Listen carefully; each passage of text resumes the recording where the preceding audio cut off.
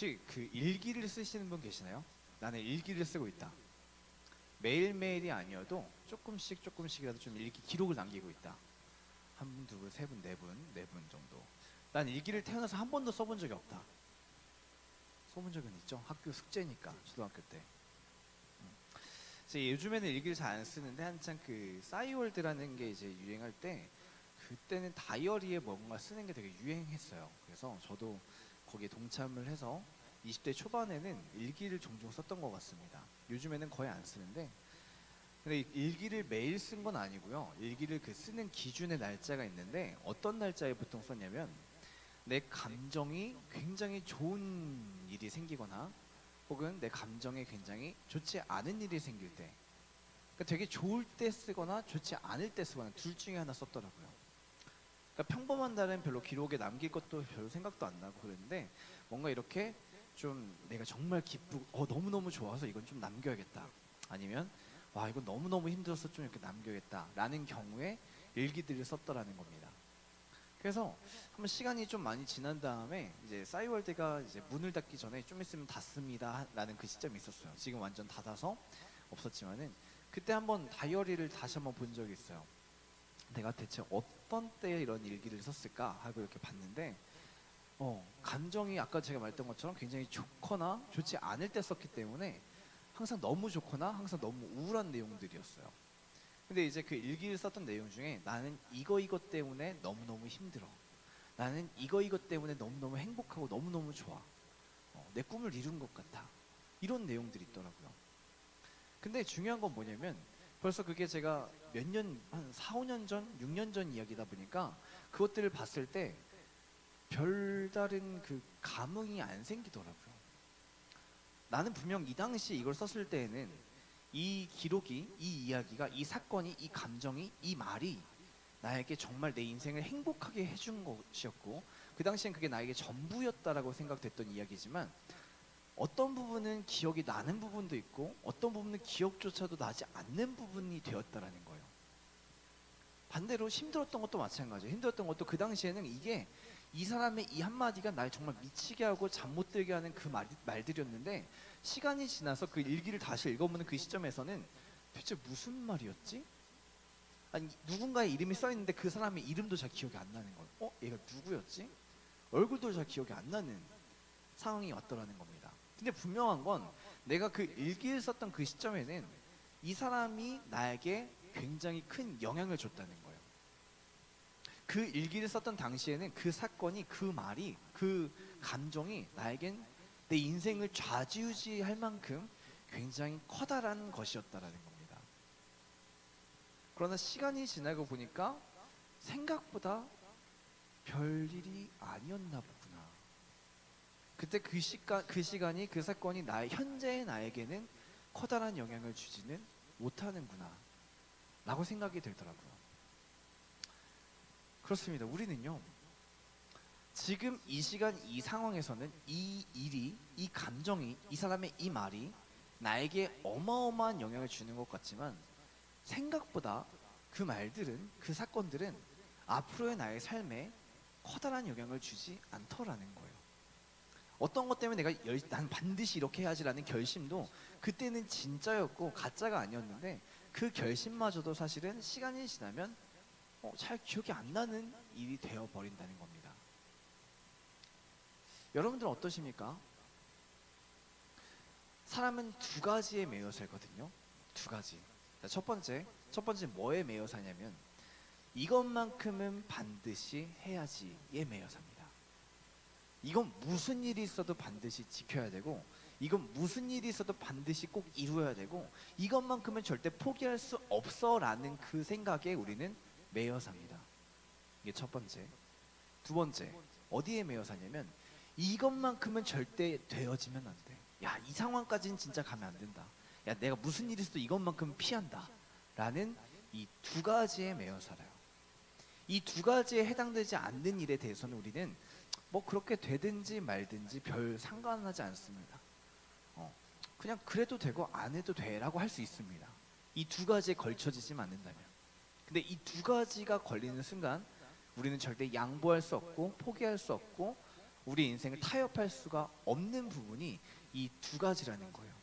그래서 이 두 가지가 우리 인생을 끌고 가요. 끌고 가.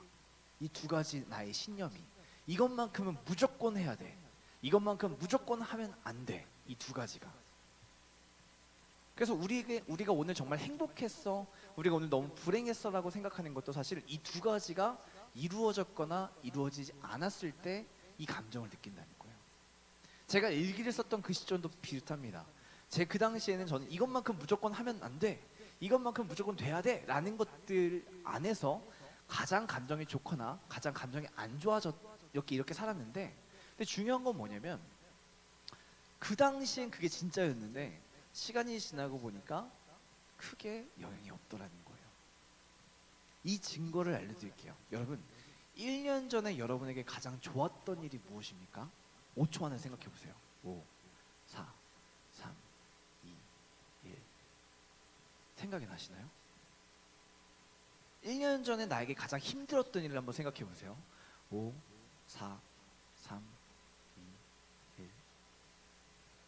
생각이 확 나시나요? 저 1년 전까지는 좋아요. 생각날 수 있습니다. 그러나 그 감정만큼은 벌써 희석이 돼 있어요. 그 당시에는 내가 정말 너무 좋았는데, 정말 너무 죽을 것 같았는데, 벌써 1년이라는 시간 동안 나는 그 감정이 벌써 많이 사라졌어요. 저 3년 전으로 가봅시다. 3년 전은요, 내가 날짜를 보고 어떤 일이 있었지 사진을 보고 하지 않는 이상 쉽게 생각나지 않아요. 3년 전까지만 가도. 불과 3년 전에 나 그때 어디 있었지? 어디 있었는지도 벌써 긴가민가해요. 내가 그때 군대에 있었나? 내가 그때 학교에 있었나? 내가 그때 고등학생이었나? 내가 뭐 했지 3년 전에? 이것조차도 잘 생각이 안 난다니까요. 벌써부터 졸리면 안 돼요. 알았죠? 아직 시작 단계인데 벌써 졸리면 어떡해. 3년 전만 생각해도 벌써 나는 생각이 잘 나지 않는다는 겁니다. 그러나 그 3년 전에도 분명히 나에게 뭐가 있었어요? 정말로 힘들었던 시간, 정말 죽을 것 같이 너무너무 힘들어서 도망가고 싶었던 시간이 나에게 분명히 있었다는 거예요. 또 정말 너무 행복해서 와, 오늘은 진짜 최고의 날이다라고 하는 날도 있었다는 겁니다. 그러나 분명한 건 3년이라는 시간이 지나니까 벌써 나에게는 그 시간이 아무것도 아니었구나가 돼버린다는 거예요. 생각보다 그게 내 인생에 중요하지 않구나. 그래서 오늘 성경은 이렇게 얘기합니다. 내가 해 아래에서 행하는 모든 일을 보았노라. 솔로몬이 쓴 거거든요. 보라, 모두 다 헛되어 바람을 잡으려는 것이로다. 14절 한번 띄워주실래요? 14절에 이렇게 써 있습니다. 해 아래에서 행하는 모든 일들을 솔로몬이 관찰을 했대요. 그 솔로몬이 봤을 때, 그런데 뭐냐면 내가 모든 일을 보았는데 모두 다 헛되어서 마치 바람을 잡으려는 것 같다는 거예요. 바람을 잡을 수 있나요? 잡을 수가 없잖아요. 남겨진 게 없다라는 겁니다.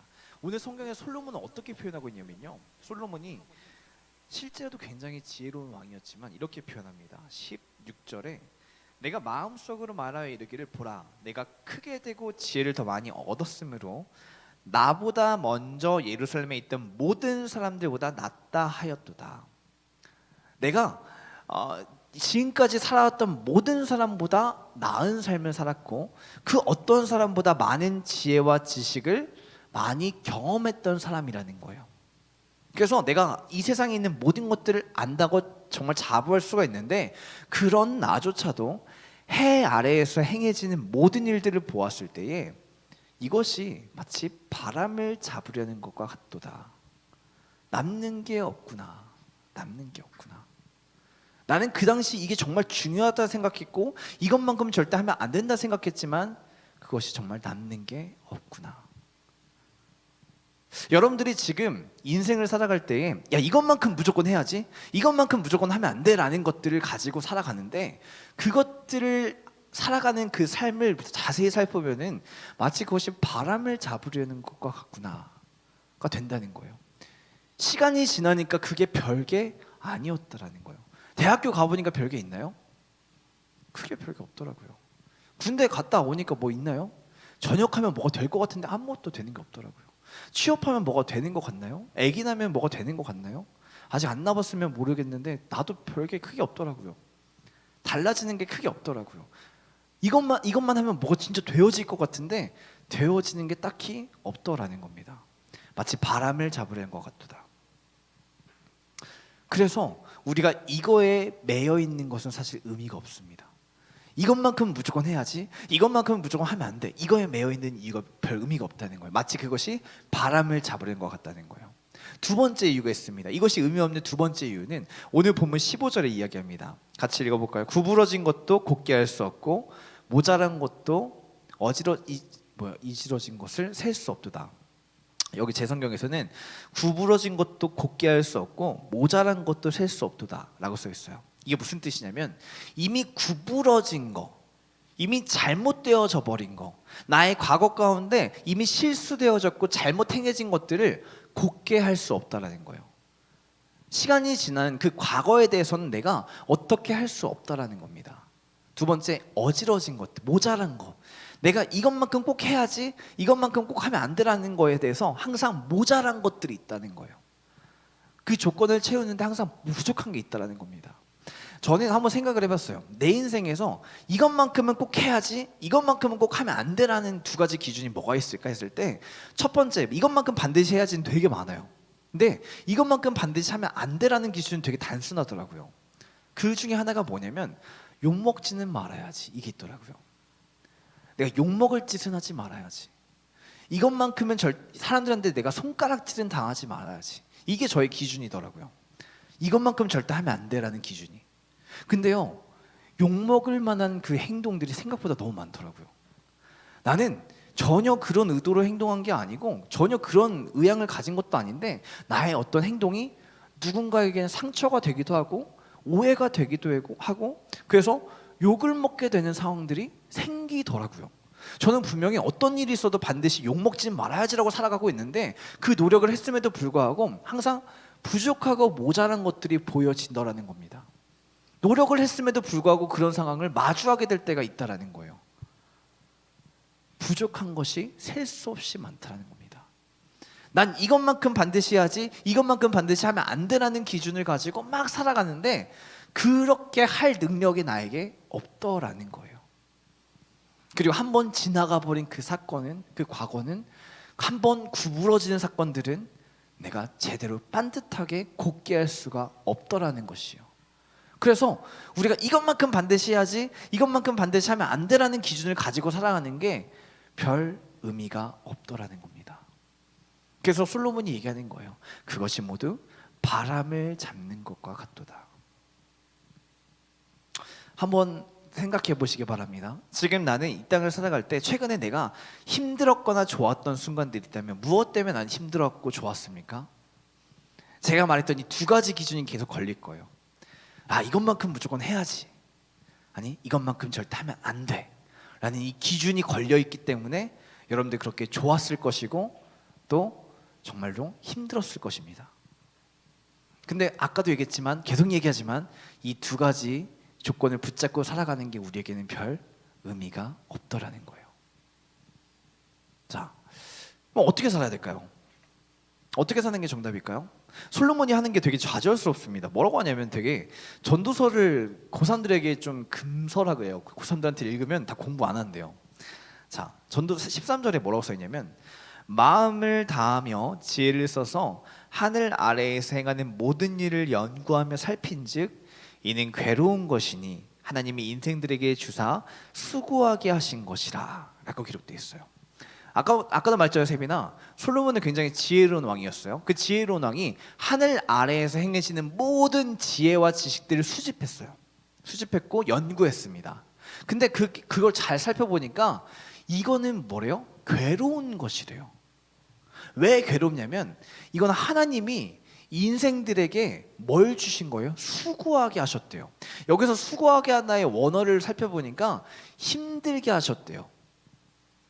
걱정과 근심이 사라지지 않게 만드셨다는 겁니다. 그러니까 아무리 네가 지식을 가지고 지혜를 가지고 이것들을 연구해봤자 너는 이 수고 가운데, 이 피곤함 가운데, 이 염려와 근심 가운데 자유할 수 없다라는 게 오늘 13절 결론인 거예요. 솔로몬이 다 살펴봤더니 하늘 아래에서 우리가 살아가는 이 땅 가운데 이루어진 모든 일을 살펴봤더니 그 끝이 항상 걱정과 근심이 자유로울 날이 없다라는 겁니다. 처음에 이 구절을 봤을 때 그렇게 좀 뭐야? 되게 허무하잖아요. 노력해봤자 결국 이걸 내가 탈피할 수가 없다고? 그럼 어떻게 해야 되는 거지?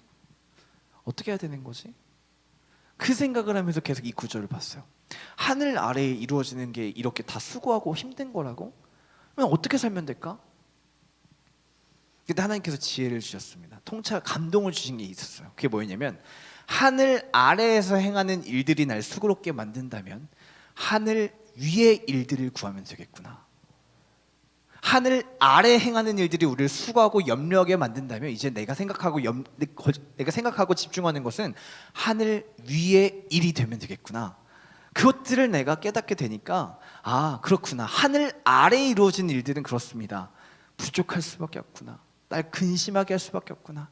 하늘 위의 일, 하나님의 그 뜻을 구할 때에, 하나님께서 이 땅 가운데 이루시고자 하는 그것들을 구할 때에 내가 이것들 가운데 자유할 수가 있구나. 할렐루야.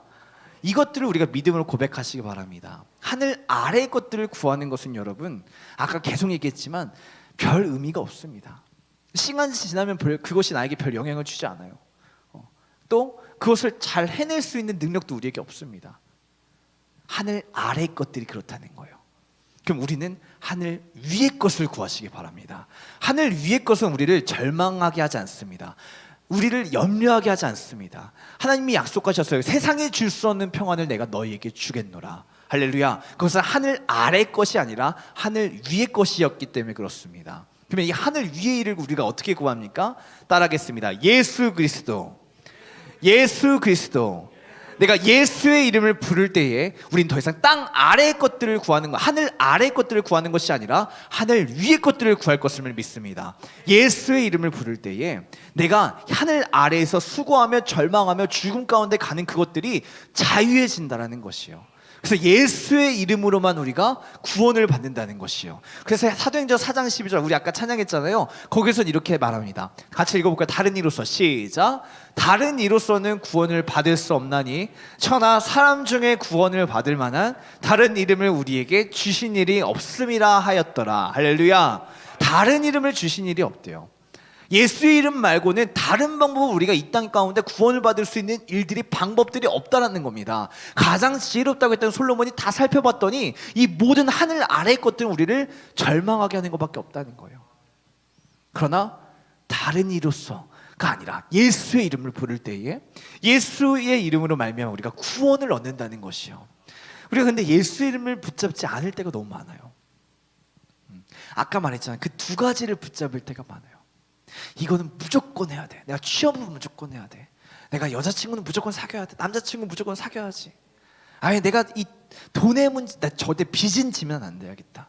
내가 다른 사람한테 내가 민폐는 끼치면 안 돼야겠다. 내가 절대 욕먹는 삶을 살면 안 되겠다. 이 두 가지 기준이 우리 인생을 끌고 간다는 거예요. 예수의 이름이 아니라 내가 생각하기에 이것만큼은 해야지, 이것만큼 절대 하면 안 돼가 내 삶을 끌고 간다는 거예요.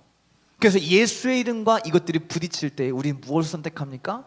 예수의 이름이 아니라 내가 생각했던 그 두 가지 기준. 야, 그래도 민폐는 끼치면 안 되지. 야, 그래도 욕은 먹으면 안 되잖아. 이걸 선택한다는 거예요. 그래서 여러분, 예수의 이름을 우리가 구해야 되는 것은 믿음으로 구하는 것입니다. 이해해서 야, 이거 하면 내가 이렇게 될 것 같아, 이해가 되고 납득이 돼서 우리가 예수의 이름을 부르는 것이 아니라 예수의 이름은요, 믿음으로 부르는 것입니다. 예수의 이름이 나를 구원할 것을 믿습니다. 할렐루야. 여기서 말하는 구원의 그 원어를 보니까 소테리아라는 단어예요. 소테리아라는 단어는 뭐냐면 가장 도움이 필요한 상황에 도움이 오는 것을 구원, 소테리아라고 하고요. 또 한 가지, 가장 유익하게 평화롭게 만드는 그것을 소테리아라고 합니다. 그러니까 다시 말해서 이 땅을 살아갈 때 가장 도움이 필요하고 가장 무언가가 절실히 필요할 때 그 구원, 소테리아를 이루게 하는 그것은 예수의 이름밖에 없다라는 것입니다. 그리고 내 삶을 가장 평안하게 하고 유익하게 하는 것이 소테리아, 그 구원을 이루게 하는 것이 예수의 이름밖에 없다라는 것이요. 그래서 우리가 이것을 믿음으로 선포하며 나아갈 때에 그 믿음이 우리를 구원에 이르게 하는 것입니다. 그래서 신앙생활은 여러분 마치 비행기와 같아요. 비행기. 왜 비행기냐면요, 비행기가 처음에 지상에 있을 때 비가 내리고 눈이 내리고 폭우가 내리면요, 어떻게 비행기가 날아올 수 있습니까? 못 뜹니다. 그러나 비행기가 날아올라서 하늘 위에 구름 위를 뚫고 가는 순간 비가 내리고 눈이 오고 풍랑이 일어도 폭우가 쏟아져도 아무런 영향을 받지 않습니다. 이 비행기가 구름 위에 있느냐 구름 아래에 있느냐에 따라서 뜰 수가 있고 뜨지 못하게 되는 상황이 발생한다는 거예요. 신앙생활이 이거라는 거예요. 하늘 아래 것에 내가 집중하게 되면요, 그 풍랑이 일고 비가 내리고 구름이 막 있고 할 때는 우리가 절대 날아올 수가 없습니다. 그러나 하늘 위에 그 구름을 내가 뚫고 나아갈 때에 아무리 밑에 눈이 내리고 비가 내리고 풍랑이 일어도 아무런 요동치 않다라는 것이요. 신앙생활은 이거예요. 예수의 이름을 부른 자는 구름을 뚫는 것입니다. 그러나 예수의 이름이 아니라 세상의 것들을 구하고 이것만큼 해야지 이것만큼은 하면 안 되지, 이 하늘 아래 것들을 구하는 사람은 풍랑의 영향을 받아요. 비의 영향을 받아요. 눈의 영향을 받아요. 이 말씀을 정리하겠습니다. 그래서 우리가 구해야 될 것은 여러분 예수의 이름인 줄로 믿습니다. 다른 이로써 우리가 구원을 받을 수 없는 거예요.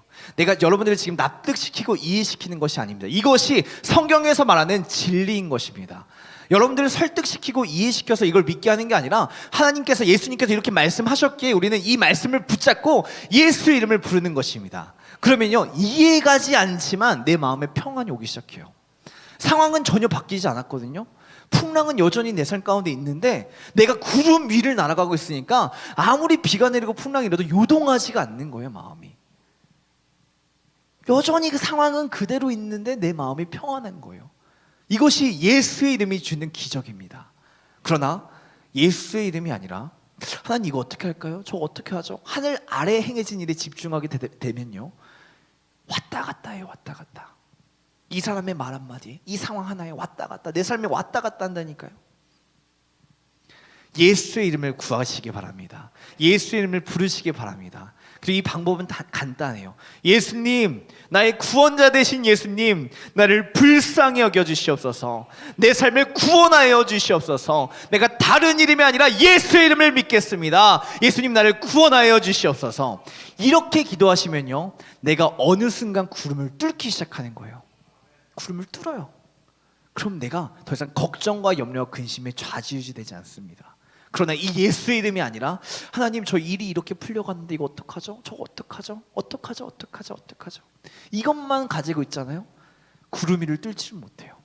예수의 이름을 구하는 게 아니라 돈의 이름을 구하고 있거든요. 사람의 이름을 구하고 있거든요. 이 상황의 이름을 구하고 있고 나의 감정의 이름을 구하고 있거든요. 그것은 나를 구원에 이르게 하지 못합니다.